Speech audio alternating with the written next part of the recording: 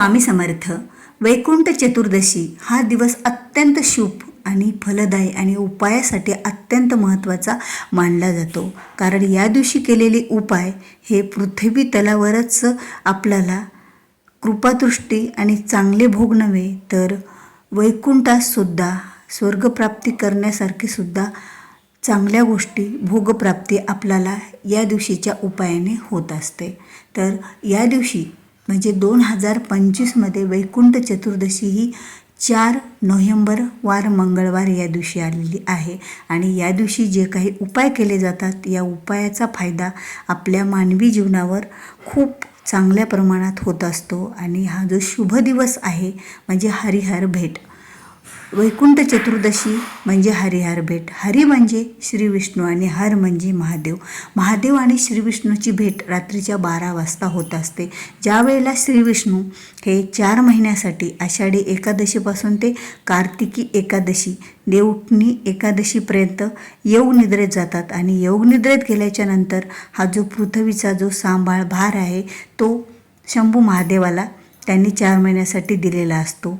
तर 4 महिन्यासाठी दिलेला भार पुन्हा श्री विष्णूंना वापस करण्यासाठी महादेव हे श्री विष्णूकडे येतात आणि त्यावेळेला हरिहर भेट होते. आणि हरिहर भेट होताना श्री विष्णूंना अर्पण केलेला जे काही तुळशीपत्र आहेत ते महादेवाच्या अंगावर पडतात. आणि जे काही महादेवाच्या अंगावर अर्पण केलेला महादेवाला अर्पण केलेला बेल आहे तो श्री विष्णूंना वर पडत असतो. म्हणून तर फक्त वर्षातून एकच दिवस महादेवाला तुळशीपत्र मंजुळा अर्पण केल्या जातात आणि श्री विष्णूंना बेलवपत्र अर्पण केलं जातं. आणि ही पूजा संध्याकाळी 12 वाजता असते. आता प्रत्येकालाच ही पूजा करणे शक्य नसते की त्यांना कुणाला एवढे तुळशीपत्र मिळणे किंवा कुणी या पूजेची सुरुवातही केली नसेल, कुणाला एवढा बेल मिळणे ह्या गोष्टी प्रत्येकाला शक्य नसतात.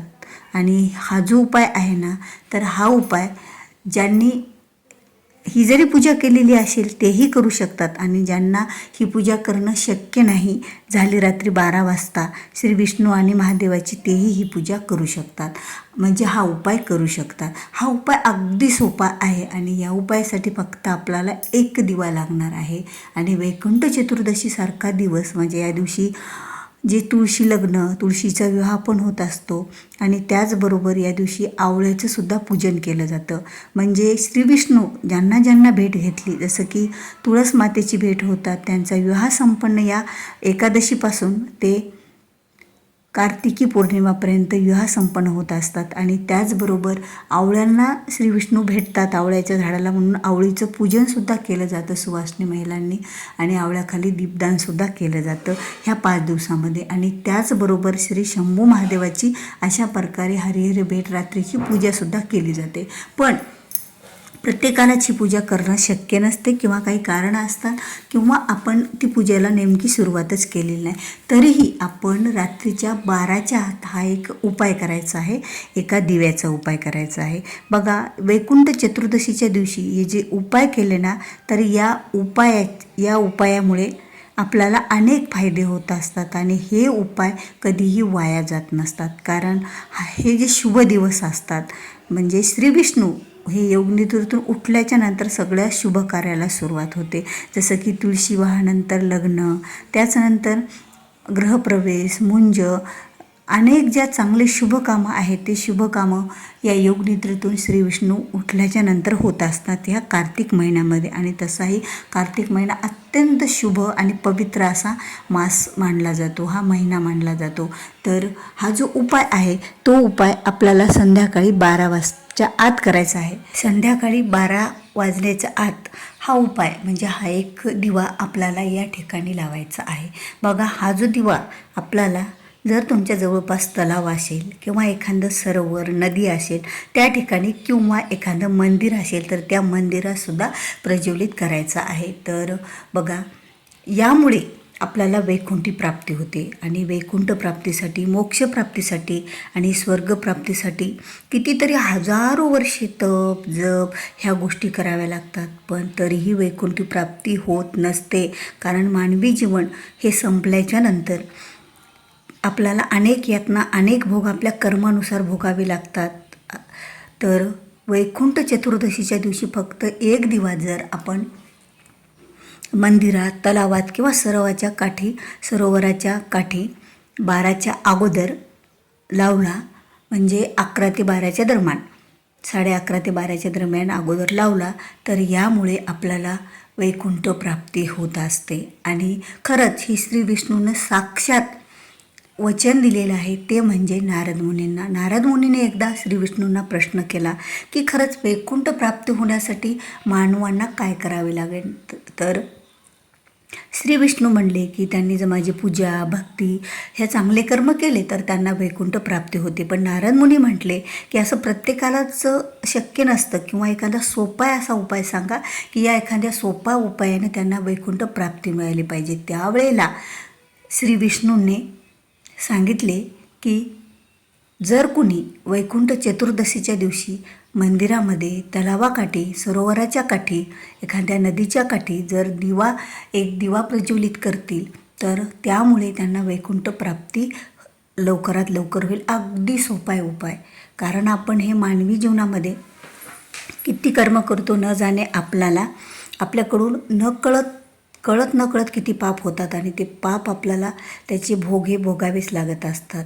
पण हा जर एक दिवा वैकुंठ चतुर्दशीच्या दिवशी आपण या ठिकाणी लावला तर खरंच आपल्याला वैकुंठ प्राप्ती होते. कारण सगळं जीवन आपण इथेच व्यतीत करत असतो, इथल्याच गोष्टीसाठी व्यतीत करतो की मला ही इच्छा प्राप्ती, ही मनोकामना, ह्या गोष्टी मिळू द्या, त्या गोष्टी मिळू द्या.